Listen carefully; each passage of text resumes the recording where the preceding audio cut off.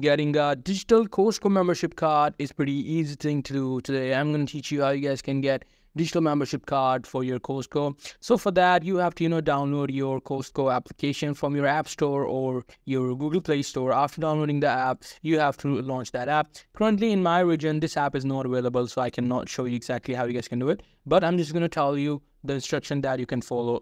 So you just need to download the app. After that, downloading the app, you can easily create an account. In the account, you will also be able to see an option for digital membership. You just have to apply for that membership, and after your membership is accepted, you need to verify your membership first. You just need to verify it by they will probably ask you for your phone number verification or other verification. You just have to verify that. After the verification, you will probably have a digital membership card. You just have to go to the card section. In the card section, you will easily be able to see this digital membership card that you can use however you guys like. So that's pretty much it. That's how you guys can get a Costco digital membership card. Hope you guys find this video helpful.